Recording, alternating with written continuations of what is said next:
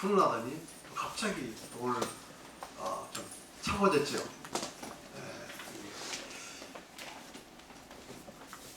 어쨌든 감기 유의하시고요. 오늘 또 우리 하나님의 이 말씀, 귀한 말씀을 통해서 다 같이 은혜 나누기를 원합니다. 우리의 마음을 열어서 하나님 말씀을 누구의 말씀으로? 하나님 말씀으로 받으시기 바랍니다. 하나님 말씀이 여러분 마음속에서 역사에서 여러분을 깨우치게 하시고, 그리고 이 말씀이 여러분의 삶을 하나님이 기뻐하시는 이 삶으로 변화될 수 있도록 능력이 있는 말씀이 되시기를 바랍니다.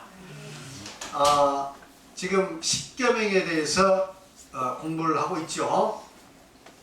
십계명, 지금 요 앞에다 지금 십계명을 이렇게 돌판 형상을 해서 지금 붙여놓으려고 합니다. 그래서 사실 우리가 죄 사함이, 구원은 죄 사함이죠. 죄 문제 해결이지 않습니까? 죄 문제 해결 없이는 절대 구원이 없습니다. 그것을 자기 힘으로, 자기 능력으로, 인간의 방도로 하느냐, 아니면 하나님께서 그 죄를 해결해 주셔야 되냐 하는 두 가지 길밖에 없어요. 그런데 우리는 이 하나님께서 예수 그리스도를 통해서 이루어놓으신 죄 사함의 방법을 통해서 이제 구원을 얻겠다는 거죠. 하나님이 그렇게 길을 열어놨어요. 그러면 죄 사함이라는 게 뭐냐? 어떻게 죄 사느냐? 그것은 뭐 예수를 믿으면, 믿습니다 하면 저절로 죄를 사해지는 것이 아니고, 이 십계명을 교회에서 굳게 세우고, 그리고 교회에서 굳게 세운 십계명을 우리 마음속에, 이 마음의 지성소에 굳게 세우고, 그리고 그 십계명이 우리의 행위의 목표가 된과 동시에, 그리고 그 십계명을 통해서 깨닫게 되는 우리의 죄인됨과 우리의 그 깨닫는 죄와, 그리고 깨닫지 못한 죄라도 우리가 정직하게 우리 하나님 앞에 나와서 정직하게 고백하면, 그리고 회개하면 우리 하나님께서 언제라도 다 용서해 주시겠다. 그것은 교회에 나와서 뿐만 아니라 걸어가면서도 관계없어요. 자백이라는 것은 걸어가면서도 죄를 짓는 그 순간에도 관계없습니다. 또 어떤 분은 그런 생각을 할 수가 있어요.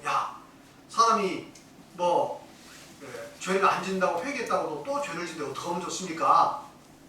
이거 참 염치가 없어서 회개만 하고, 회개만 하면 죄사함 받는다고 해서 교회 나가는데 염치가 없습니다. 그런 이야기를 하는 분도 있습니다만, 하나님은 죄에 관해서 100번 1000번 자백하고 용서받는 거, 그거 너 잘못했는데 또 왜 그랬어? 물론 하나님께서 안 그러기를 원하시지만 그거 타다지 않습니다. 아시겠어요? 그래서 예수 믿는 것은 뭐냐? 과거에 100가지 잘못을 했는데 예수 믿고 나서 내가 한 가지를 참 고쳐서, 과거에는 100가지 잘못했는데 내가 이제 99개만 잘못한다. 이렇게 해도 발전인 거예요. 아시겠습니까? 네.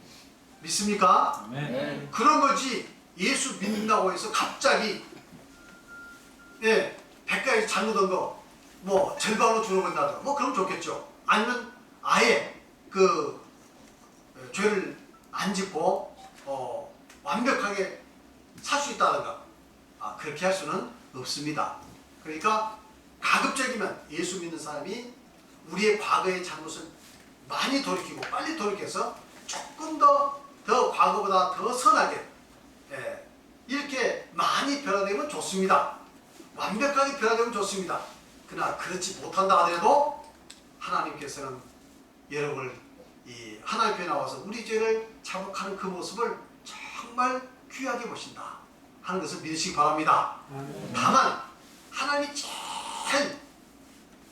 제일 싫어하는 게 뭐냐면 이런 마음이에요. 그래, 내가 하나님 앞에 와서 우리 죄가 용서되니까 무슨 죄를 졌더라도 괜찮아. 그러니까 나는 그저 죄 짓고 회개만 하면 돼. 이렇게 생각해서 같은 이야기지만, 그러니까 내가 무슨 죄를 져도 무슨 관계 있어. 괜찮아. 이렇게 생각하는 것은 하나님께서 참 싫어하십니다. 아시겠어요? 하나님 앞에 나올 때는 그래 내가 잘못을 또 범했는데 앞으로 이런 죄를 안 지하는데 참 죄송해. 그래도 어떻게 내가 연약한데 하나님 정말 죄송합니다. 나의 이 잘못을 용서해 주시옵소서. 혹은 이후에라도 또 그렇게 내가 부족해서 내가 연약해서 이런 죄를 진다 하더라도 하나님 정말 불쌍히 여주소서. 내가 이런 죄를 하려 노력은 하겠습니다마는 그러나 이 부족한 것을 용서하시라고. 이런 정직하고 겸손하고 하나님의 은혜를 구하는 이런 마음을 하나님 기뻐하시지. 죄 용서받으니까 이제는 나는 관계없어. 무슨 죄를 져도 관계없어. 전혀 양심의 가책도 없고 그냥 입술로 혹은 간단하게 하나님 앞에서 고백한다고 하는 그 고백은 사실은 거짓된 겁니다. 아시겠죠? 그래서 하나님의 중심이 무엇이냐? 그런 마음을 가지고 나오시면 비록 우리가 부족하더라도 하나님은 어떤 죄라도 다 용서해 주시고 다 받아주십니다. 또 어떤 분은 그런 이야기를 해요. 내가 교회를 믿어봐야 믿기 전이나 믿은 후나 별 달라진 게 없다. 괜히 교회 가면은 양심의 가책만 받아가지고 이거 불편하기만 하다. 그러니까 차라리 양심의 가책도 안 받으려면 교회를 안 나겠다. 이런 말씀을 하신 분이 계세요. 혹시 여러분도 그렇게 생각해 볼 수 있겠죠? 이런 분이 있어요. 근데 사실은요, 과거랑 똑같을지라도 교회 와서 양심의 가책을 받는 것만 해도 하나님 앞에서는 큰 발전입니다. 내가 예수 안 믿더라면 양심의 가책도 안 받고 내 마음대로 살 텐데 그나마도 이제는 양심의 가책이 되어서 아유 내가 이렇게 죄를 지면 이게 양심 가책이 되는데 이런 가책 되는 것만 해도 얼마나 발전돼요. 양심의 가책이 되면 반드시 시간이 가면서 어떻게 되고 있습니까? 우리 잘못을 하나님께 고백하면서 점점 변화되게 되어 있습니다. 그 변화의 과정이 어떤 사람은 1년 안에 상당히 변화된 사람이 있고 어떤 사람은 10년이라도 조금밖에 변화되지 않는 사람도 있을 수가 있어요. 그러나 우리 교회에서는 이 모든 사람을 우리가 다 참 이렇게 포용을 해야 합니다. 저 사람 10년 믿었는데 왜 저 모양이야? 정죄하면 안 돼요. 그렇죠? 만일 저 사람이 안 믿었었다면 저보다 더 했을 텐데 걔나 믿어서 저만큼이나 됐으니 얼마나 감사하냐.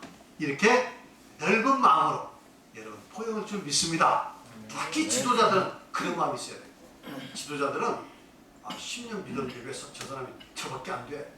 형편없고만 하고 정죄하면 안 됩니다. 우리는 하나님 앞에 기도하면서 하나님 언젠간 빨리 깨달아서 변화되게 하시옵소서 하고 기다려야 합니다. 그렇죠? 그런 넓은 마음이 필요한 줄 믿습니다. 그런데 이 회개, 우리 죄를 해결하는 데 있어서 첫 번째 중요한 게 뭐냐면 십계명입니다. 왜? 십계명을 통해서 죄를 깨달아야 그 다음에 이제 용서라는 문제가 나오지 않겠습니까? 그렇죠? 그래서 이 십계명은 절대 중요합니다. 그래서 하나님께서 이스라엘 백성에 십계명을 주시고 친수로 돌판에다 기록해 주시고 10가지 계명을 주셨어요. 그런데 지금 많은 교회들이 이 십계명을 다 폐해버렸습니다. 십계명은 구약의 것이고 십계명은 율법에 속한 것이고 십계명은 행위에 속한 것이니까 그걸 지켜서는 구원 못 받는다 하는 말이 성경에 나오니까 그거 봐. 우리 십계명 필요 없어. 십계명을 다 버려버렸어요. 그리고 이제 십계명은 지키면 좋고 안 지켜도 괜찮고 오직 예수 그리스도 십자가의 은혜만 있으면 된다. 이렇게 지금 생각하고 있습니다. 이건 대단히 잘못된 거예요. 여러분이 앞으로 구원을 받으려면 이 문제는 확실히 알아야 합니다. 십계명과 구원과에 무슨 관계가 있는가 아시겠죠? 그래서 지금 이제 십계명을 함께 주신 것은 십계명을 주신 것은 육신적으로 보면 우리 이 성도들이 복받기 위해서입니다. 그래서 십계명 안에도 분명히 이야기했죠. 제2계명에 우상 섬기지 말라의 계명이 뭐라고 이야기합니까? 하나님을 사랑하고 그 계명을 지킨 자에게 몇 대까지? 1000대까지 복을 주신다고 십계명 안에 기록해 놓고 있습니다. 이것은 구약시대만 그렇고 신약시대는 필요 없는 것이 아니라 구약이든 신약이든 그 십계명을 소중히 여기고 십계명을 마음판 속에 기록하고 그 십계명을 지키기 위해서 힘쓴 사람 100%다 지켜서 복 받는 게 아니에요. 하나님은 진심을 보십니다. 어떤 사람은 타고날 때부터 그 성격이 다혈질이고 또 이게 좀 뭐랄까 성격적으로 보면은 이렇게 이제 그 하나님 말씀을 잘 지키기에 합당하지 않는 성격이 있어요. 이 성격은 다 좀 그렇더라고. 또 자라는 환경 가운데서 잘 이렇게 이 성품을 이렇게 잘 다듬어야 하는데 다듬지 못해서 투박한 성격이 있어요. 이런 사람들은 나이가 들어도 이게 교회를 다녀도 금방 안 바뀝니다. 여러분 그랬잖아요. 이 습관은 제2의 천성이라고. 어렸을 때 이 습관화 되어버린 것은 예수 믿어도 나이가 들어서 쉽게 바뀌지 않습니다, 여러분. 그렇죠? 그러니까 그 습관이라는 즉 습관이 인격을 형성하는데 이 습관이라는 것은 어려서 잘 잡아야 돼요. 근데 그 집안에서 부모들이 자녀들 어려서부터 잘 다듬어주면 어려서도 아주 건실한 인격, 건실한 습관을 가지고 살아갈 수가 있습니다. 그런 사람은 교회를 와도 비교적 이렇게 도덕적으로 또 뭐 여러 면에 있어서 상당히 이게 신앙생활에도 굉장히 덕스럽습니다. 근데 어떤 분들은 그렇지 않고 이제 나이가 들어서 와서 보면 이게 이제 분노의 성격이라든가 아니면 조급한 성격이라든가 혹은 입이라든가 입술이라든가 이게 언어라든가 이런 것이 잘 다쓰지 않아가지고 실수 연발을 많이 해요. 그래서 이 진보가 적습니다. 진보가 빠르진 않아요. 그렇다고 해서 우리가 야, 저 사람 10년 됐는데 20년 됐는데 왜 저 모양이야? 이렇게 말할 수 없는 거예요. 그건 하나님은 아십니다. 제가 목포에 있을 때 우리 지금 장우상 장로님이십니다만은 이분은 원래 깡패 출신이에요. 그 동생이 장욱조 씨 가수 있잖아요. 장욱조 씨입니다. 그런데 이분이 그렇게 그냥 와일드하게 이렇게 노셨던 분인데 어머니가 우리 교회 나오셔가지고 이제 처음에 이게 믿었을 때도 이제 자기 집에서도 이렇게 예배를 드리고 해서 교회가 없었으니까 막 이제 전도돼가지고 그래가지고 이 목사님들을 굉장히 많이 괴롭힌 분입니다. 그런데 이제 우리 특별히 집회 때 영혼회 때 부흥회 때지요. 이제 어머니가 하도 교회 나오라 하니까 나와서 저 뒤에 앉아가지고 이제 어떻게 하려고 자고 앉아서 이제 있는데 이 말씀을 듣고 변화됐어요. 깨닫게 됐어요. 그래가지고 이제 한 번만 참석을 하는데 끝까지 다 참석을 하고 나서 이게 정말 예수 믿는 것이 좋은 거구나 생각하고 예수 믿기로 작정을 했어요. 그분이 예수 믿기로 이렇게 작정을 해서 그날부터 완전히 이제 다 끊고 술도 끊고 친구도 다 끊고 이제 교회를 이렇게 다니기로 작정을 했습니다. 그래가지고 완전히 변화가 됐어요. 그러니까 동네 사람들이 정말 장우삼이처럼 저렇게 예수 믿으려면 예수 믿어야 한다고 할 정도 칭찬을 받아. 그런데 교회 와서 아직도 말하는 것은 행동은 거칠기가 짝이 없어요. 객관적으로 과거보다는 엄청나게 변화됐어. 근데 교회 안에서 이게 처음 만난 사람 보면 왜 믿는 사람이 저 모양이야? 말도 거칠고 행동도 좀 이렇게 믿는 사람답지 않고 그래요. 그래도 엄청나게 변화됐습니다. 근데 한 10년을 믿었음에도 불구하고 아직도 옛날에 성격이 다 어디 가지 않았어요. 그래서 처음 믿는 분들이 와서 이렇게 보면은 야, 예수 10년 믿었다면 왜 이 모양이야? 라고 이렇게 말하신 분이 있는데 과거에 그분이 어떻게 했다는 걸 아는 분들은 정말 예수 믿고 이렇게만 되면 다 예수님도 좋다 할 정도로 그렇게 이 칭찬을 받습니다. 그러니까 현재적인 그 사람의 지금 상태를 보고 이 사람 어쩌다 판단할 수가 없어요. 하나님이 아십니다. 우리는 항상 모든 사람이 서로 예수 믿고 많이 변화되지 않고 아직 부족하더라도 감싸주고 포용해주는 이런 것이 대단히 중요한 줄 믿습니다. 그리고 우리 성도님들은 우리 성도들 예를 들어서 우리 성도들 간에 혹은 집사님이나 장로님이나 하더라도 부족한 점이 있으면 아직도 부족한 점이 있구나 생각하시고 우리 성도들끼리라도 정죄하지 않고 이렇게 포용해주는 그러한 넓은 아량이 굉장히 중요한 줄 믿습니다. 그게 사랑이에요. 아시겠습니까? 그래서 우리 교회에서는 절대 정죄해서는 안 됩니다. 공연을 할 수 있어요. 그러나 정죄를 해서는 절대로 안 되는 것입니다. 자, 그래서 십계명을 이렇게 해서 십계명을 잘 지키면 끊임없이 하나님께서 여러분의 그 개인의 삶 속에서의 평안과 행복을 찾을 수가 있고, 그리고 그 십계명을 그 가정에서 소중히 여기고 우리 자녀들을 잘 십계명을 지키도록 해주면 우리 자녀도 반드시 복받는 삶을 살게 줄 믿습니다.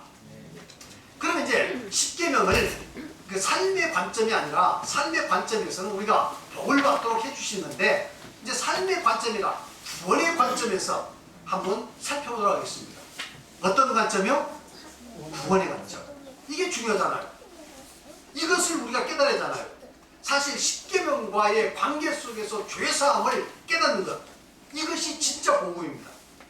만일 십계명을 버려버리고 십자가만 높이 들고 복음이라는 것은 반쪽 복음이에요. 사실 반쪽 복음은 복음이 아닙니다. 구원에 이를 수가 없어요. 그러니까 이 십계명을 통한 죄사함이 십계명을 통해서, 또 십계명과 이 십자가를 통한 그 죄사함을 제대로 아는 것, 이것이 참된 복음인 줄 믿습니다. 전 여러분들이 이것을 분명히 깨닫시길 바라요. 그래서 하나님께서 십계명을 주신 것은 우리가 이 세상에서 복을 받도록 하는 것뿐만 아니라 이제는 구원을 얻도록 하나님께서 우리에게 십계명을 주신 줄 믿습니다. 자, 그럼 17절에 보면 십계명의 형식적 목적이라고 했죠. 형식적인 목적이 있고, 그 다음에 그 뒤에 보면 3, 그 십계명을 주신 3이 아니라 4번인데 이게 3이라고 되어 있네요. 십계명을 주신 참된 목적이라고 기록되어 있습니다. 왜 내가 이제 십계명을 형식적인 목적이라 했느냐? 이제 읽어보시면 알 거예요. 읽어보시면 알아요. 자, 1. 구원이라는 관점에서 볼 때, 원칙적으로 십계명을 완전히 지키면 구원을 얻을 수 있습니다. 무슨 말씀 아십니까? 구원의 관점에서는 십계명을 100% 나면서부터 죽을 때까지 완벽하게 지키면 구원을 얻을 수 있어요. 아시겠습니까? 그래서 갈라디아서 3장 12절에 보니까 바로 그 밑에 보세요. 율법은, 우리 다 같이 한번 읽읍시다. 시작. 율법은 믿음에서 나는 것이 아니라 이를 행하는 자는 그 가운데 살리라입니다. 율법이라는 것은 믿음에서 나는 것이 아니라 이를 행하는 자는, 그 율법을 다 지킨 자는 그 가운데서 살 것이다. 레위기서 18장 5절에 보면 너희는 나의 규례와 법도를 지키라. 사람이 이를 행하면 그로 인하여 살리라. 나는 여호와이라. 어떻게 해요? 그 규례와 법도를 다 지키면 그로 산다 이거예요. 그래서 로마서에는 또 뭐라고 얘기합니까? 10장 5절에 보니까 모세가 기록하되 율법으로 말미암는 의를 행하는 사람은 율법으로 이때 로마서에서 말하는 율법은 무슨 율법이라고 했죠? 십계명의 율법. 십계명의 율법으로 말미암는 의를 행하는 사람은 그 의로 살리라 있거든요. 그리고 원칙적으로 말하면 십계명을 다 지키면 의롭게 되고 구원 얻는다 이 말이에요.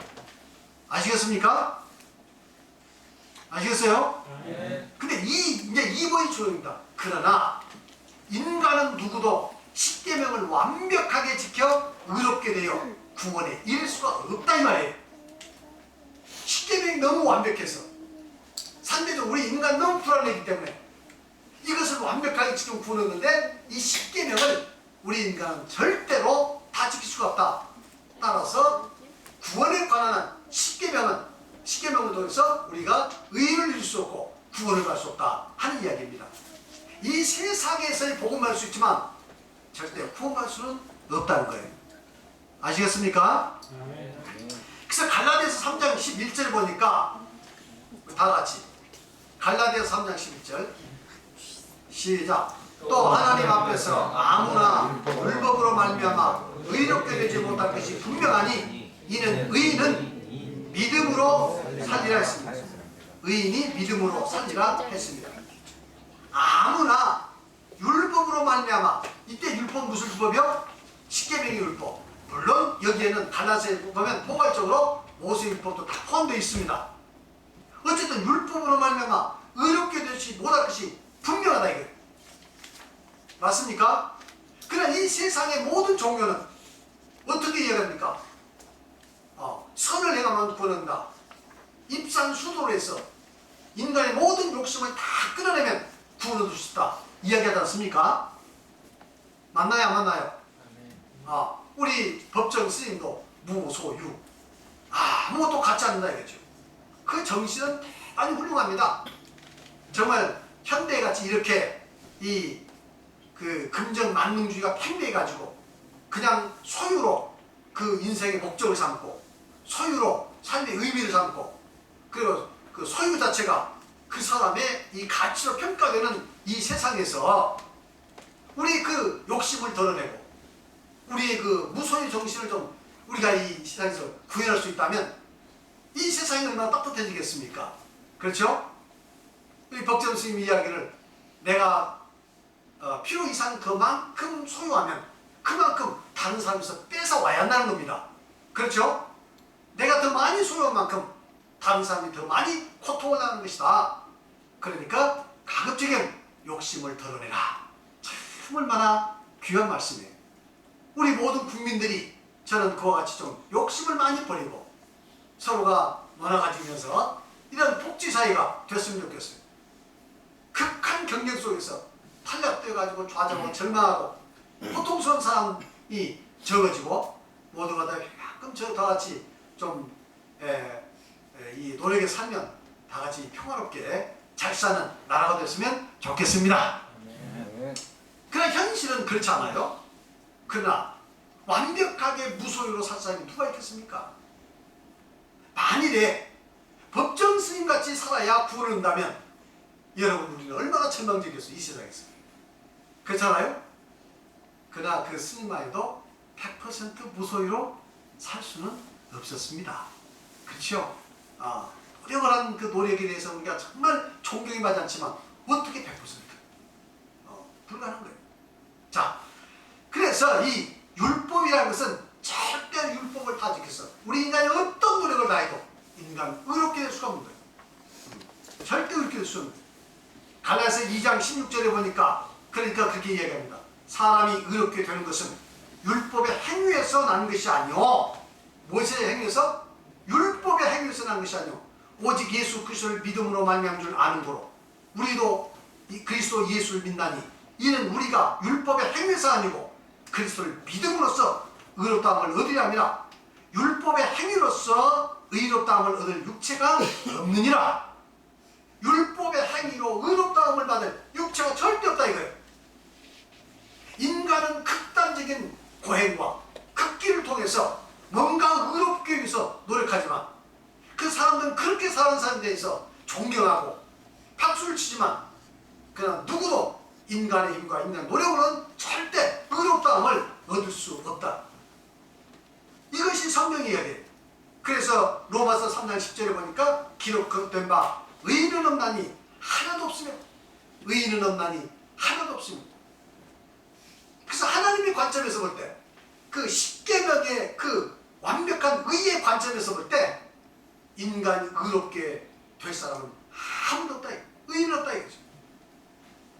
그 이유는 뭡니까? 그 다음에 계속해서 그 이유는 십계명이 잘못되었기 때문이 아니라 인간이 선을 행할 능력이 없기 때문이다. 뭐라고요? 십계명이 잘못되지 않았죠. 십계명은 완벽하죠. 그러나 상대적으로 우리 인간이 너무도 부족하고 너무도 타락해서 우리 인간이 그 선을 행할 능력이 없기 때문에 이 완벽한 선을 행해서 십계명을 다 지켜서 절대로 구원받을 수가 없는 것이다. 이렇게 성경은 이야기하고 있습니다. 자, 18절을 보니까 로마서 7장 10절로 11절을 보니까 우리 다 같이 로마서 7장 10절로 11절 시작. 생명에 이르게 할 그 계명이 내게 대하여 도리어 사망에 이르게 하는 것이 되었도다. 죄가 기회를 타서 계명으로 말미암아 나를 속이고 그것으로 나를 죽였는지라. 생명에 이르게 할 계명, 이거 무슨 뜻입니까? 하나님께서 아까 얘기했죠. 이 율법을 다 지키면 구원 얻는다 라고 주었어요. 맞나요 안 맞나요? 그러니까 율법은 원칙적으로 생명에 이르게 할 계명이에요. 왜? 그것을 다 지키면 구원 얻는데, 그런데 도리어 사망이 이르게 되었다. 나중에 십계명을 지키려고 보니까 오히려 내가 얼마나 큰 죄인가가 점점 더 많이 나타나게 돼요. 과거에는 죄가 죄로 죄인 줄로 몰랐던 것이 이제는 다 죄로 드러나서, 야, 나는 이제 죽었네. 내가 이렇게 큰 죄인이었구만. 야, 나는 이제 죽었어. 이렇게 오히려 그 십계명에 의해서 자기가 정죄를 받아서 죽게 되는 운명에 처해 있다는 것을 발견한다 이 말이에요. 도리어 사망이 이를 것이 되었도다. 죄가 기회를 따서 계명으로 말미암아 나를 속이고 그것으로 나를 죽였는지라. 그러니까 마치 우리가 계명을 지켜가지고 구원을 얻을 수 있다, 선행을 행해서 구원을 얻을 수 있다, 많은 종교가 그렇게 이야기합니다. 그래서 우리는 속았어요. 그래, 내가 선하게 살면 좋은 데 안 갈까? 뭔가 이 세상에서 선하게 살면 하늘나라에 저 세상에서 좋은 곳을 갈 거야. 다른 사람이 다 그러던데 뭐. 그렇죠? 모든 종교가 그렇게 이야기합니다. 모든 사람들이 대충 그렇게 이야기합니다. 우리에게 전통적으로 내려오는 모든 그런 민간 신앙에서도 그렇게 이야기합니다. 그래서 우리 속았어요. 야, 우리 선하게 살면 저 세상에 좋은 데 간대. 선하게 살면 좋은 데 간대. 우리는 속았어요. 그래서 나름대로 그렇게 살려고 노력했어요. 유대인도 마찬가지. 이 십계명을 다 지키면 구원없는데 하나님께 주신 계명이야. 다 지켜보자. 다 속은 겁니다. 여러분 아시겠어요? 결국은 이 완벽한 십계명, 하나님의 계명을 주신 그 목적을 확실히 알게 되면 십계명을 통해서 나는 죽었구나. 나는 도저히 구원받을 수 없는 존재야. 어떻게 내가 선을 내겠어? 어떻게 내가 수도를 했어? 무슨 방법으로? 내가 지은 죄를 없이 하고 내가 구원할 수 없어. 이렇게 절망할 수밖에 없고, 십계명은 실제로 여러분을 정죄해서 사망에 이르게 합니다. 아시겠습니까? 하나님 뜻은 그렇다 이 말이에요. 그래서 로마서 3장 23절에 보니까 모든 사람이 죄를 범하였음에 하나님의 영광을 이지 못하였더니, 유명한 말이죠. 다 같이 시작. 모든 사람이 죄를 범하였음에 하나님의 영광에 이르지 못하였더니, 모든 사람이 죄를 져서 하나님의 영광에 이를 수가 없어요. 근데 사람들은 무엇인가 노력해서 하나님의 영광에 이를 수 있다고 이야기합니다. 마귀는 이 하와에게 이야기합니다. 네가 선악과를 따먹으면 네 하나님과 같이 돼요. 눈이 밝아서 하나님과 같이 돼요. 선악과가 아니라 선악과를 따먹으면 하나님과 같이 된다 이거예요. 요즘 말은 뭡니까? 네가 십계명을 다 지키면 구원받을 수 있다. 한 말은 똑같습니다. 애초에 마귀는 그렇게 속였어요. 누구를? 우리 조상 아담과 하와를. 그리고 마귀는 여전히 지금도 모든 인류에게 뭘 가르칩니까? 열심히 선하게 살아라. 사랑을 많이 실천해 옮겨라. 좋은 일 많이 해라. 그러면 구원 얻는다고 그렇게 이야기를 합니다. 그건 마귀예요. 선행이 필요 없다는 뜻이 아니에요. 선행이 절대적으로 필요하지만 그러나 그 선행만 의지해서는 구원 얻을 수 없다는 것이 하나님의 말씀입니다. 믿습니까? 아멘. 믿습니까? 아멘. 이걸 분명히 아셔야 될 줄 믿습니다. 왜? 우리 인간의 마음이 타락됐기 때문에. 예레미야서 7장 17장 9절을 보니까 다 같이 시작. 만물보다 거짓되고 심히 부패한 것은 사람의 마음이라 누가 능히 이를 알려마는. 만물보다 거짓되고 심히 부패한 것은 뭐라고요? 사람의 마음이래. 이게 사람의 마음은 이루 말할 수 없이 부패했어요. 우리 인간은 그것을 감추고 삽니다. 그렇죠? 우리 마음속에서는 거짓, 탐욕, 각종 그 죄악된 감정들, 생각들 우리 마음속에 가득 찼어요.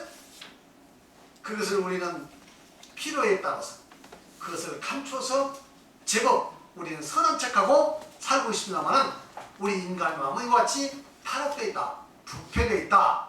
여러분 이러한 사실을 분명히 아시기 바랍니다.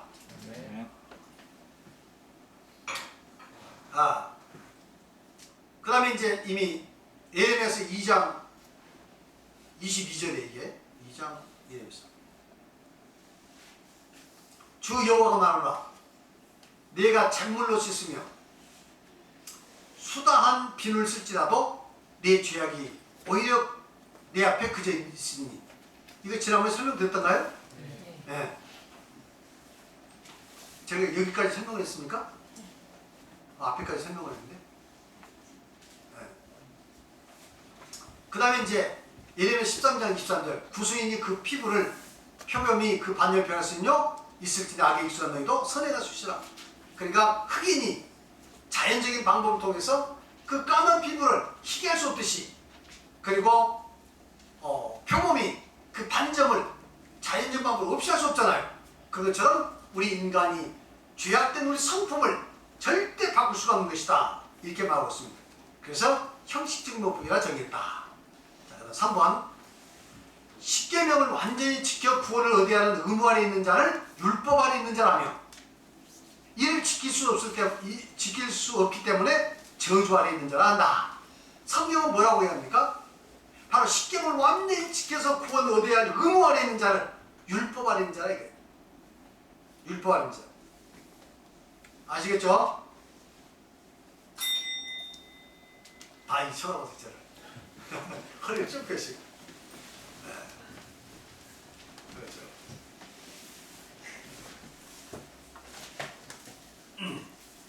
식사 시간은 나란히 저를 있습니다. 그래서 제가 꼭 식사 후에 좀 한숨씩 주무시라고 그러잖아요.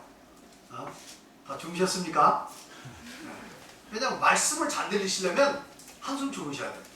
정작 이 식사는 맛있게 잘 잡수셨는데 이 귀한 말씀을 잡수실 때는 이게 귀가 딱 막혀가지고 못 잡수시면 안 됩니다. 어떤 분들은 내가 말씀을 잘 듣기 위해서 점심을 굶어야겠다, 이렇게 하신 분도 있을 수가 있는데, 참 그런 분이 있다면 정말 그분 대단한 분입니다. 내가 하나님 말씀을, 이 세상의 그 음식은 내가 한 끼 안 먹어도 괜찮지만 하나님 말씀을 절대 내가 포기할 수 없어. 나는 점심밥을 안 먹겠다, 금식하고 나는 말씀 듣겠다, 이런 분이 계신다면 정말 하나님께서 크게 은혜를 주실 줄 믿습니다. 그러나 그러시는 얘기가 아니라 한숨씩 꼭 주무시기 바랍니다.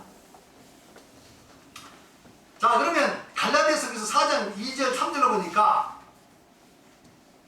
그 아버지의 정한 때까지 후견인과 청지가 있나니 이와 같이 우리도 어렸을 때 이 세상 초등학문에 있어서 종로라 했더니,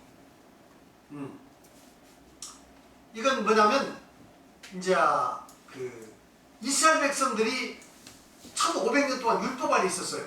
그렇죠? 율법을 받아서 예수님 오시기까지 1500년 동안 율법 아래 있었습니다. 그래서 그 율법을 세상의 초등학문이라고 했고, 그래서 이 세상의 초등학문의 종이 되었었다, 이렇게 이야기합니다. 그래서 율법 아래에 있는 자가 이제 십계명을 지켜서 구원을 얻어야 하는 의무 아래에 있는 그 시대, 이스라엘 백성의 시대를 율법 시대, 이스라엘 민족적으로 그 율법에 아래에 있었죠. 자, 그 다음에 이제 갈라디아서 3장 11절로 13절을 보면, 우리 저만 읽으면 이게 조림이니까 다 같이 큰 소리로 읽어봅시다. 시작. 또 하나님 앞에서 아무나 율법으로 말미암아 의롭게 되지 못할 것이 분명하니 이는 의인이 믿음으로 살리라 하였음이니라. 그리스도께서 우리를 위하여 저주를 받은 바 되사 율법의 저주에서 우리를 속량하셨으니 기록된 바 나무에 달린 자마다 저주 아래 있는 자라 했음이니라. 하나님 앞에서는 아무나 율법으로 말미암아 의롭게 되지 못할 것이 분명하고 있죠. 갈라디아서는 바울 사도가 율법 아래서 얼마나 율법을 잘 지켜가지고 나름대로 구원을 하고 노력했나요? 자기 체험입니다. 아시겠죠? 자기 체험이에요. 아무나 율법으로 말미암아 의롭게 되지 못해 분명한 이는 의인은 예수 그리스도를 믿음으로 말미암아 산다, 이 말이죠. 그리스도께서 우리를 위하여 저주받는 데서 율법의 저주에서 무슨 소리죠? 이렇게 이스라엘 백성들이 율법을 지켜서 구원 얻으려고 하는 그런 사람들은 다 율법 아래 있는 사람들이야. 또 십계명이 없고 율법이 없다 해도 선을 내게서 구원받을 수 있다고 생각하는 모든 사람들 다 율법 생각도 없이 그냥 살아가는 사람도 어차피 구원받으려면 인간의 행위를 통해서 구원받아야 한다면 그 완벽한 의가 있어야 구원받으니까 이 세상의 모든 사람들은 다 율법의 아래 저주에 있습니다. 이스라엘 십계명에 있는 이스라엘 백성들은 단지 계명을 알고 있으면서 저주 아래 있는 것이고, 또 십계명을 없는 모든 이방인들은 율법을 알지 못하지만 모두가 다 그들도 완벽한 선행이 있어야 구원했기 때문에 율법 아래 저주 아래 있는 것입니다. 아시겠죠? 그러니까 믿느냐 믿지 않느냐 다 율법 아래 저주에 있다 이 말이죠. 그래서 저주 아래 있다는 것은 십계명의 정죄와 심판과 형벌 아래 있다는 뜻이에요. 그럼 우리가 어떻게 되냐 이제 나중에 그 율법의 정죄를 받고 저주를 받고 심판 아래 있으면, 만일 형벌이 없다면 그 저주 정죄 심판이 무슨 소용이 있겠습니까? 만일에 법원에서 아무리 너는 죄 있다, 큰 죄 있어, 100년 1000년 받을 죄야, 사형 받을 죄야 한데 선언만 했지 실제적으로 그런 집행이 없다면 그 정죄가 무슨 소용이 있겠어요? 아무 능력이 없죠. 효력이 없죠. 맞습니까? 안 맞습니까? 그러니까 이 십계명은 범하면 정죄를 받습니다. 다. 하나님께서는 십계명을 범하면 다 심판자의 기록이 넣고 다 정죄를 하는데 다 죽을 죄들이요. 다. 너는 이건 죽을 죄다. 나중에 지옥 가서 이만한 형벌 받을 죄다. 전부 하나님께서 다 기록해 놓고 있습니다. 그래서 나중에 최종 하나님 심판대에서 이제 그 확인되고 선언돼서 나중에 지옥에서 영원한 고통을 당하게 돼 있어요. 아시겠습니까? 아시겠습니까? 네. 이것을 우리가 분명히 알아야 합니다. 우리 인간 죽음으로써 끝나는 게 아니에요. 그러면 얼마나 좋겠어요? 죽음으로써 끝난다면 우리는 진짜 자유입니다. 완전히 자유예요. 마음대로 살자. 마음대로 살자. 내가 남에게 피해가 되지 않으면, 혹은 내가 손해만 안 볼 것 같으면 무슨 죄를 짓고 어떻게 살고 누가 뭐라고 했습니까? 양심이 무슨 소용이 있겠어요? 오직 자기 이익과 자기 편안에 따라 살면 되는 것이지. 그것이 가장 현명한 거 아니겠습니까?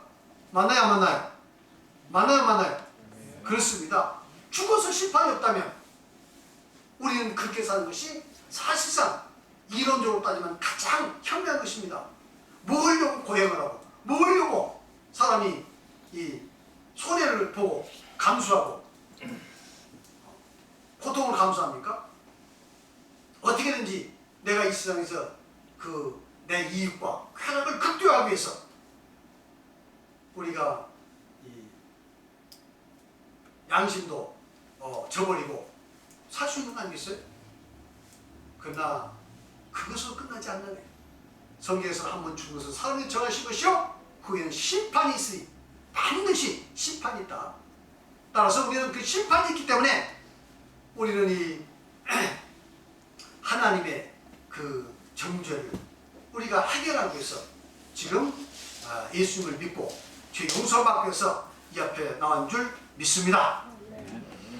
4번, 이스라엘 백성들은 십계명이 주어져 있으므로 명백하게 율법 아래 있는 자들이에요. 또 온 인류도 십계명이 그들에게 주어져 있지 않지만 이를 완전히 지킬 때만 구원 얻을 수 있으므로 율법 아래 있는 자들. 그러니까 지금 예수 믿지 않고 십계명도 모르는 살아가는 사람도 사실은 어디에 있어요? 십계명의 정죄 안에 있는 거예요. 율법 안에 있는 거예요. 다. 아시겠죠? 자기는 그 사실을 모를 뿐이야. 하나님의 심판 아래 있는 자들이다. 다만 이스라엘 백성들은 율법을 아는 것이고 이방인들은 그것을 그 율법을 모르는 것에 차이만 있을 뿐이다. 로마서 3장 19절 보니까 다 같이 로마서 3장 19절 시작. 우리가 알거니와 무릇 율법이 말하는 말은 율법 아래 있는 자들에게 말하는 것이니 이는 모든 입을 막고 온 세상으로 하나님의 심판 아래 있게 합니다. 이게 무슨 뜻일까요? 우리가 알거니와 율법이 말하는 말은 율법 아래 있는 자들에게 말하는 것이니, 율법 아래 있는 자는 누구죠? 이스라엘 백성들. 이스라엘 백성들은 그 시내산에서 그 율법을 십계명을 받았고 거기에 부과해서 모세의 그 계명을 율법을 받았고, 그래서 율법에서 1500년 동안 하나님의 말씀을 지키기 위해서 얼마나 노력을 많이 했습니까? 얼마나 노력을 많이 했습니까? 근데 지금 이스라엘 백성들이 하는 말인데 온 입을 막고 이제 더 이상 할 말이 없게 됐다 이 말이죠. 온 세상으로 하나님의 심판을 있게 합니다. 하나님의 심판이 있다는 것은 무엇이죠? 율법의 저주가 있다 이 말이에요. 여러분, 율법의 저주가 얼마나 무서운지 지금은 우리는 잘 모릅니다. 그러나 하나님 앞에 심판대에 가보면 그때는 비로소 합니다. 하나님의 그 율법의 저주가 얼마나 무서운지 그때 가면 알 거예요.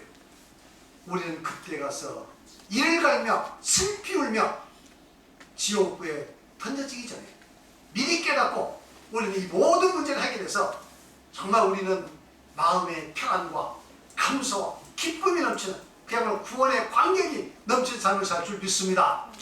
더 나아가서 그것이 기반이 돼서 우리의 삶이 더 풍성해질 줄 믿습니다. 우리 육신적인 삶도 행복해질 줄 믿습니다.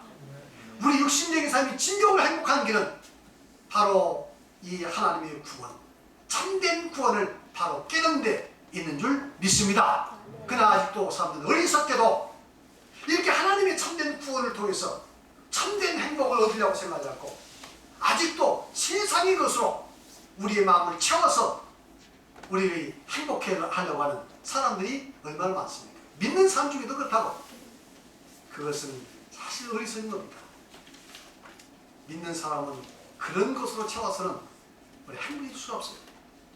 이렇게 하나님의 참된 구원을 깨달을 줄 믿습니다. 그러면 십계명을 주신 참된 목적은 이미 다 말씀드렸어요. 이미 말씀드렸어요. 자, 그러면 읽어보시면 바로 압니다. 그러면 지키지 못할, 만약 지켜서 구원 얻지 못할 십계명을 주신 하나님의 근본 의도는 무엇이겠습니까? 그렇잖아요. 그러면 하나님께서 다 지켜서 구원 못할 이 십계명 몰라줬냐 이 말이에요. 그 이유가 뭐예요? 첫째, 죄가 무엇인지 알기 위해서. 이게 대단히 중요합니다. 죄가 무엇인지 알기 위해서. 자, 앞에서는 뭐였죠? 행위의 목표가 된다고 그랬죠. 그렇죠? 행위의 목표가 된다고 그랬어. 근데 행위의 목표가 되는 것보다 더 중요한 것은 죄를 바로 깨닫는 일이 더 중요한 일이에요. 내가 얼마나 큰 죄이며 얼마나 날마다 생각과 말과 감정과 내 행위 속에서 얼마나 큰 죄를 졌는가 하는 것을 파악하는 일이에요. 이것을 모른다면 이 죄상과는 아무 관계가 없는 거예요. 아시겠죠? 죄가 무엇인지 알겠어요. 그래서 로마서 3장 19절 20절에 보니까 누가 읽어볼까? 네, 이게 한번 낭낭한 목소리로 누가 읽어보시기 바랍니다. 로마서 3장 19절 20절. 우리가 알거니와 모든 율법을 말하는 자는 율법 아래 있는 자들에게 말하는 것이니 이는 모든 입을 막고 온 세상과 하나님의 심판 아래 있게 하여 함이니라. 그러므로 율법의 행위로 그의 앞에 의롭다 하심을 얻을 육체가 없나니 율법으로는 죄를 깨달음이니라. 아멘. 이 말이 중요합니다. 제가 아까 19절에 이미 이야기했죠. 20절에 보니까 그러므로 율법의 행위로 그 앞에서 의롭다 하시는 육체가 없나니 율법은 절대 의롭게 안 된다 이 말이죠. 그럼 그 율법을 뭐 한다는 얘기입니까? 율법으로는 뭘 한다? 큰 소리로 뭐 한다고요? 죄를 깨닫습니다. 죄를 깨달아야 죄의 사함의 길이 있습니다. 죄를 깨닫지 못하면 절대 죄를 사함할 수 없어요. 그것이 성경의 이야기예요. 아시겠습니까? 네. 그래서 이 죄를 깨닫는 결정적인 역할을 하는 게 뭐냐? 바로 율법이라는 겁니다. 십계명이에요. 그래서 십계명을 우리는 마음속에 반드시 굳게 세워야 합니다. 십계명 없이 죄상 없습니다. 그건 자기 생각이에요. 십계명도 안 지키고 십계명도 없으면서 내가 지금 세상 사람들이 세우는 도덕적 기준에 따라서 죄 지고 와서 회개했다고 되는 거 아닙니다. 하나님의 관점에서 죄가 무엇인지 알지. 세상적 도덕적 관점에서 죄를 여러분 그걸 가지고 죄다 아니다 판단해서는 안 됩니다. 아시겠어요? 그건 인본주의예요. 세상에서 말하는 이 죄의 관점은 인본주의적 관점, 인본주의 관점은 쾌락주의 관점에서 나온 거기 때문에 참된 선악의 이 구분을 할 수 없습니다. 일부 겹칠 수는 있습니다만 그게 아니에요. 오직 선악의 참된 기준은 하나님이 주신 십계명인 줄 믿습니다. 자, 그러면 로마서 7장 13절에 보니까 그런즉 선한 것이 내게 사망이 되었느냐? 그럴 수 없느니라. 오직 죄가 죄로 드러나게 하여 선한 그것으로 말미암아 나를 죽게 만들었으니 이는 계명으로 말미암아 심히 죄로 심히 죄되게 하니라. 계명으로 말미암아 심히 죄로 죄되겠다는 무슨 뜻일까요? 예? 계명으로 말미암아 심히 죄로 죄겠다는 무슨 뜻일까요? 전에는 하찮은 죄로 생각했는데 예. 십계명을 딱 비춰보니까 그게 큰 죄를 한 것을 깨달았다는 거죠. 아, 예, 참 바르게 대답하셨습니다. 바로 그거예요. 여러분, 예수 믿기 전에는 뭐 하나님을 안 믿는 것이 죄라고 누가 생각했겠어요? 그렇죠? 하나님 안 믿는 게 내가 뭐가 죄야? 세상에서 내가 남에게 큰 잘못 행하지 않고 그냥 이렇게 도덕적으로 살았으면 내가 선한 거지. 누구도 하나님 안 믿는 것이 죄라고 생각하지 않았습니다. 안식일을 안 지킨 건 누가 죄라고 생각했겠어요, 이걸. 그렇죠? 그러나 교회에 와서 하나님 말씀을 보니까 첫째 계명, 나 외에 당신 내게 있게 말지니라. 우상을 섬기지 말라. 여호와의 이름을 막는 일 짓지 말라. 안식일 기억할 그건 그래. 아유, 그래서 내가 비로소 보니까 이게 죄인 줄 알았다. 아, 하나님 안 섬기는 게 이게 죄구만. 잘못이구만. 그걸 이제 여러분 깨닫게 되잖아요. 세상에서는 그걸 죄라고 하지 않습니다. 세상에서는 뭐냐? 남에게 피해를 끼치는 일을 죄라고 이야기합니다. 맞죠? 남에게 피해를 주고 남에게 고통을 주는 것을 죄라고 이야기해요. 그것이 직접적으로 혹은 직간접적으로 해서 피해를 주면 그 죄가 성립됩니다. 도덕적인 죄, 이제는 실정법에 의한 죄. 도덕적인 죄까지는 뭐 비난받아도 벌은 안 받습니다. 그러나 이제 실정법에 어긋나면 그것은 이제 국가의 공권력에 의해서 그 사람은 이제 잡혀갑니다. 불이익을 당하는 거죠. 맞습니까? 그런데 하나님의 법은 그렇잖아요. 하나님의 법은 이게 하나님을 안 섬기는 것이 이것이 제일 큰 줄 알아요. 마치 뭐라고 해야 할까요? 여러분이 부모가 자식을 낳아서 실컷 길러주니까 자식이 나한테 커가지고 하는 말이 부모님 진짜 저를 낳았어요? 아니 나 그거 의심하는데? 아니 난 부모님 아니라고. 만일에 이렇게 떠나버리면 여러분이 실컷 길렀어요. 만약 자식이 그러고 떠나버리면 세상에 이보다 큰 조가 있겠어요? 그런가요 안 그런가요? 이보다 큰 조가 있겠어요? 하나님께서 온 우주를 만드셨고 우리 인간이 세상에 창조했습니다. 성경에서 뭐라고 합니까? 하늘을 보고 모든 찾아봐라. 내 양심 깊은 곳을 찾아봐라. 우주 만물이 하나님의 존재를 이야기하고 내 마음 양심 깊은 곳에 하나님이 지금 음성을 이야기하잖아요. 하나님하고 절대 핑계치 못할지니라 이렇게 이야기하고 있어요. 그렇죠?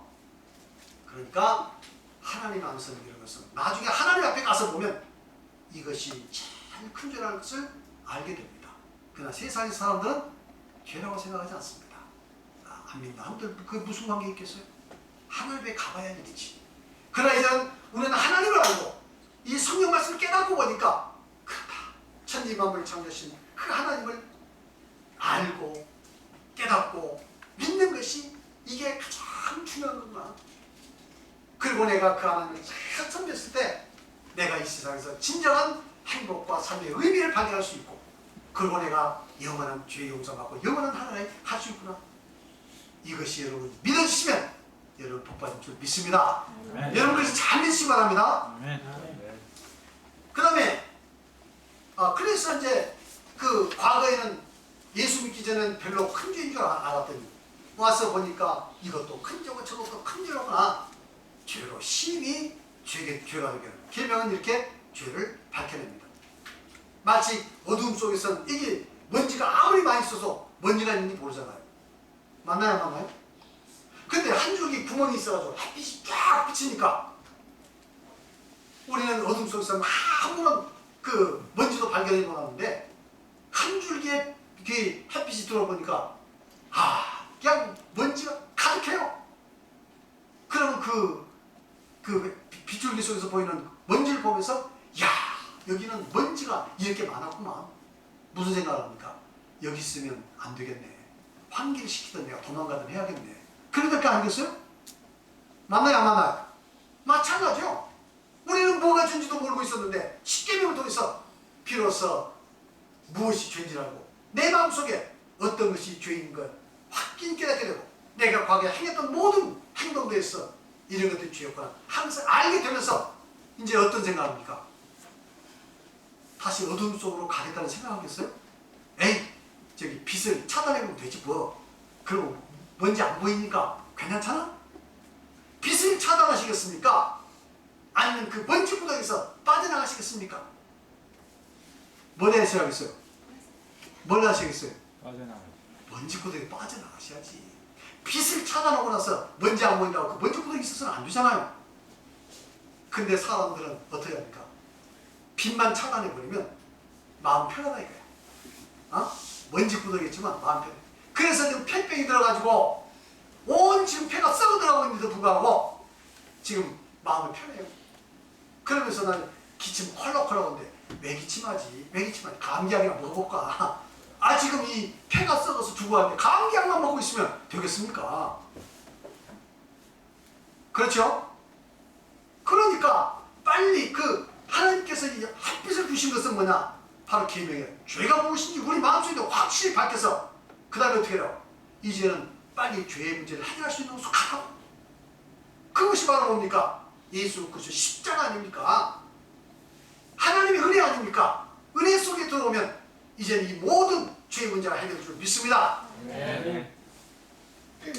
디모데서 1장 9절에 보니까 알 것은 이것이니 법은 옳은 사람을 위하여 세운 것이 아니요 오직 불법한 자와 복종치 않은 자며 경건치 않은 자와 죄인이며 거룩하지 않은 자와 망령된 자며 아비를 치는 자와 어미를 치는 자며 살인한 자며 하나님께서 이 법을 주신 것은 이렇게 죄를 행한 사람을 위해서 법을 줬다. 그래서 그것이 죄라는 걸 알게 하기 위해서 그것이 잘못이라는 걸 알기 위해서 그래서 바른 길로 돌이키라고 행위로서 바른 길로 돌이키라고 예수 믿는 사람 더 나가서 근본적으로 죄의 문제를 해결할 수 있는 예수 그리스도 앞으로라고 이렇게 계명을 우리에게 주신 줄 믿습니다. 계속 읽어보겠습니다. 에덴 동산에서 인간이 추방당한 이후 인간은 양심을 의지해서 살았지만 양심은 환경과 경험과 자신의 이익에 따라 끊임없이 변하여 결국 양심은 왜곡되고 타락되고 말았다. 하나님은 타락된 양심을 다시 회복하여 선악을 분별하고 선하게 살기를 원하셨다. 십계명은 죄를 알게 하여 선악을 구별할 수 있는 양심을 회복하는 기능을 하는 것이다. 십계명은 이제 믿음으로 받아들이면 이게 뭐가 됩니까? 선악을 분별하는 양심을 회복하는 기능을 한다 이 말이죠. 더러워진 양심을 깨끗하게 맑게 해주고 썩어진 양심을 회복시켜주는 역할을 하는 게 뭐예요? 바로 십계명이다. 십계명은 완전한 법이므로 이것을 믿음으로 받을 때 선악을 알게 하여 바른 양심을 갖게 하며 이를 어기면 양심의 가책과 수치와 두려움에 고통을 당하게 된다. 당연하죠. 그러니까 교회 안 다니는 교회 오면 이제 그 양심이 살아나서 이런 것들이 이제 이렇게 고통이 될 수가 있어요. 이것도 마음의 양심이 끓이키고 저것도 끓이키고 또 믿음이 깊어질수록 양심의 고통도 커질 수가 있습니다. 아시겠습니까? 그것은 불편한 게 아니에요. 잠시 불편하지만 이제는 그 죄의 용서함의 길을 알면 그런 양심의 고통에서도 해방될 수 있습니다. 양심의 참된 자유함을 써요. 그래서 양심은 두 가지. 햇빛이 들어오니까 햇빛을 차단해서 그냥 먼지를 안 보니까 마음이 편해지는 사람이 있고 햇빛을 보고는 도저히 견딜 수 없다고 해서 신선 공기를 유입해가지고 전부 뭐요? 이제 그 먼지를 다 그 환기. 환기시켜가지고 그 다음에 신선한 공기 가운데서 마음이 편해진 사람이 있고, 여러분 어떤 사람이 되어야겠습니까? 어떤 사람이 햇빛을 차단해놓고 깜깜한 데서 지금 뭐 안 보이니까 난 지금 이게 그 괜찮아 하고 양심 그 편한 상태에 있으시겠습니까? 그건 죽음밖에 없어요. 점점 자기 몸이 병드는 거죠. 그 죽는 거죠. 마찬가지예요. 신앙도 우리의 십계명을 밝게 우리는 비추면서 이제 어떻게 합니까? 예수 그리스도의 보혈로 우리 마음을 다 씻어내는 겁니다. 죄책을 다 씻어내는 겁니다. 잘못을 했어도 또 죄책으로 씻어내는 겁니다. 그래서 항상 우리 마음을 예수 그리스도의 보혈로 항상 막고 정결하게 우리는 유지하면서 양심의 평안과 고통에서 해방돼서 살아갈 줄 믿습니다. 시간이 다 돼서 여기까지만 말씀을 드리도록 하겠습니다.